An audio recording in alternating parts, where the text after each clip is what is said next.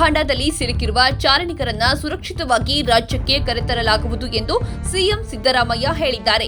ಉತ್ತರಾಖಂಡದ ಶಾಸ್ತ್ರತಾಳ್ಗೆ ಚಾರಣಕ್ಕೆಂದು ತೆರಳಿ ಹವಾಮಾನ ವೈಪರೀತ್ಯದಿಂದಾಗಿ ಸಾವಿಗೀಡಾದವರ ಮೃತದೇಹಗಳನ್ನು ಆದಷ್ಟು ಶೀಘ್ರ ಕುಟುಂಬದವರಿಗೆ ತಲುಪಿಸಲಾಗುವುದು ಮತ್ತು ರಕ್ಷಿಸಲ್ಪಟ್ಟಿರುವ ಚಾರಣಿಗರನ್ನ ಸುರಕ್ಷಿತವಾಗಿ ರಾಜ್ಯಕ್ಕೆ ಕರೆತರಲಾಗುವುದು. ಇದಕ್ಕಾಗಿ ನಮ್ಮ ಸರ್ಕಾರ ಸಮರೋಪಾದಿಯಲ್ಲಿ ಕಾರ್ಯಪ್ರವೃತ್ತವಾಗಿದೆ. ಮೃತರ ಸಂಖ್ಯೆ 9ಕ್ಕೆ ಏರಿದ ಸಂಗತಿ ತಿಳಿದು ಬಹಳ ನೋವಾಗಿದೆ. ಮೃತರ ಆತ್ಮಕ್ಕೆ ಶಾಂತಿ ಸಿಗಲಿ ಎಂದು ಪ್ರಾರ್ಥಿಸುತ್ತೇನೆ ಎಂದಿದ್ದಾರೆ. ಇನ್ನು ಮೃತರ ಕುಟುಂಬಗಳಿಗೆ ನನ್ನ ಸಾಂತ್ವನಗಳು. ಡೆಹ್ರಾಡೂನ್ನಲ್ಲಿ ರಕ್ಷಣಾ ಕಾರ್ಯದ ಉಸ್ತುವಾರಿ ನಿರ್ವಹಿಸುತ್ತಿರುವ ಕಂದಾಯ ಸಚಿವರಾದ ಕೃಷ್ಣ ಬೈರೇಗೌಡ ಮತ್ತು ರಕ್ಷಿಸಲ್ಪಟ್ಟ ಚಾರಣಿಗರ ಜೊತೆ ದೂರವಾಣಿ ಮೂಲಕ ಮಾತನಾಡಿ ಧೈರ್ಯ ತುಂಬಿದ್ದೇನೆ. ರಕ್ಷಿಸಲ್ಪಟ್ಟಿರುವ ಎಲ್ಲರನ್ನೂ ಯಾವುದೇ ಅಡಚಣೆ ಆಗದಂತೆ ಸುರಕ್ಷಿತವಾಗಿ ಮನೆಗಳಿಗೆ ಸೇರಿಸಬೇಕು.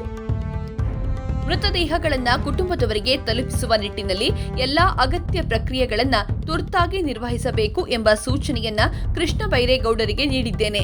ಬಾಕಿ ಉಳಿದಿರುವ ಪ್ರತಿಯೊಬ್ಬರನ್ನು ಸುರಕ್ಷಿತವಾಗಿ ಕಾಪಾಡಿ ಕರೆತರುವ ಬಗ್ಗೆ ಸರ್ಕಾರಗಳ ಮಟ್ಟದಲ್ಲಿ ಸಕಲ ಪ್ರಯತ್ನಗಳು ನಡೀತಾ ಇವೆ. ಈ ಬಗ್ಗೆ ಯಾರೊಬ್ಬರೂ ಆತಂಕಕ್ಕೆ ಒಳಗಾಗೋದು ಬೇಡ.